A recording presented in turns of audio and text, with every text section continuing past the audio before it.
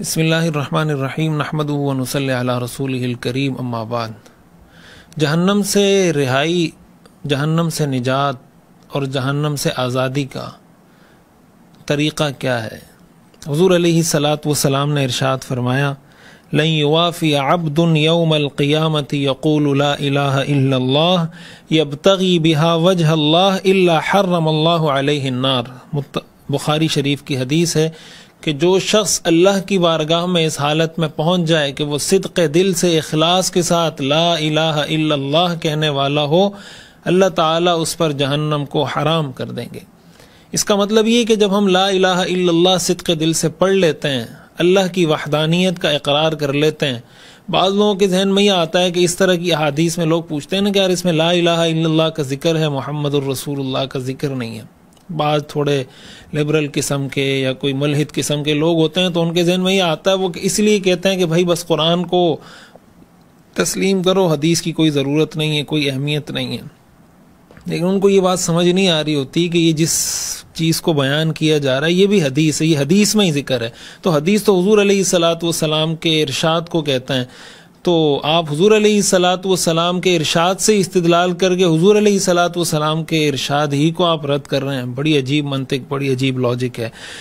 تو مطلب اس کا یہ ہوتا ہے، یہ ایک ٹائٹل ہوتا ہے۔ جیسے ایک آدمی نکاح کرتا ہے نا، تو نکاح کرنے کے بعد مطلب یہ ہوتا ہے اب نکاح اس نے کر لیا، بعد میں اس کے بچے ہوئے، اس کو کوئی کہتا ہے بھائی بچوں کی تربیت کرو، پرورش کرو، ان کی تعلیم کا کوئی اس کے لیے کوشش کرو، انتظام کرو۔ وہ کہے نہیں بھائی میں نے تو نکاح میں ایجاب و قبول اس کا نہیں کیا تھا، میں نے کہ میں بچوں کی پرورش کروں گا، میں یہ کروں گا، میں یہ کروں گا، میں نے تو جسٹ نکاح کو قبول کیا تھا۔ تو ہر عقل مند آدمی اس کو یہی کہے گا کہ بھائی نکاح کو قبول کرنا ایک ٹائٹل ہوتا ہے۔ جب آپ نے نکاح قبول کیا اٹ مینس کہ آپ نے اس کی ساری ذمہ داریاں، ساری رسپانسبلٹیز آپ نے ایکسیپٹ کر لی کہ یہ ساری ذمہ داریاں میں ادا کروں گا۔ تو جب لا الہ الا اللہ کی بات کی جاتی ہے اس کا مطلب محمد الرسول اللہ کو اس کے ساتھ ماننا ضروری ہے، ورنہ لا الہ الا اللہ بتانے والے تو در حقیقت محمد الرسول اللہ ہے۔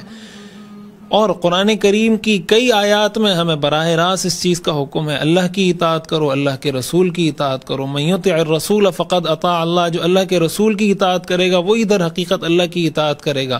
واطیعوا اللہ والرسول لعلکم ترحمون، اللہ اور اس کے رسول کی اطاعت کرو تاکہ تم پر رحم کیا جائے۔ اس لیے نجات حاصل کرنے کا، اگر ہماری یہ بات کوئی ایسے دوست سن رہے ہیں، کسی ایسے آدمی تک، کسی ایسے انسان تک پہنچ رہی ہے جس نے اسلام اس کی نظر میں اس نے اسلام قبول نہیں کیا یا اس کو اسلام سے واقفیت نہیں ہے، تو اس کو چاہیے کہ قرآن کے قریب آئے، دین کے قریب آئے، توحید کے قریب آئے۔ اس لیے کہ اللہ تعالیٰ نے فرمایا ان اللہ لا یغفر ان یشرک بہ ویغفر ما دون ذلک لمن یشاء، کہ اللہ شرک کو معاف کبھی نہیں کرتا۔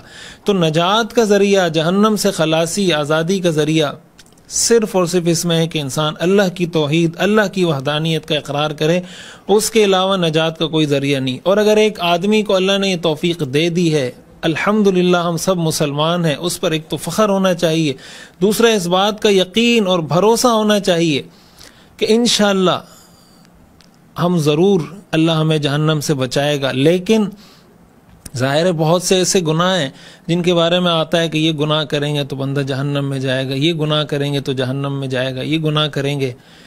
تو اس کلمے کے ساتھ ساتھ جیسے میں نے بتایا یہ ٹائٹل ہے، اس کی کچھ ڈیمانڈز ہیں، اس کی کچھ ریکوائرمنٹس ہیں، اس کی کچھ نیڈز ہیں کہ آپ نے یہ کلمہ پڑھ لیا پھر آپ اس کی ریکوائرمنٹ بھی مکمل کریں تاکہ آپ اس کے تقاضوں پر عمل کریں اور جہنم کو دیکھے بغیر ہی اللہ تعالیٰ ہمیں جنت میں پہنچا دیں۔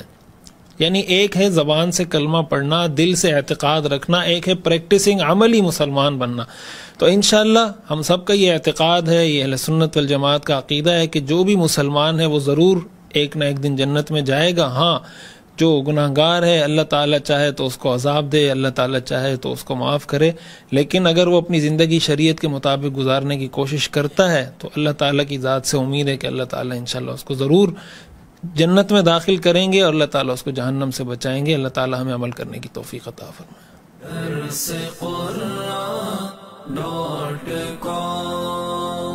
www.darsequran.com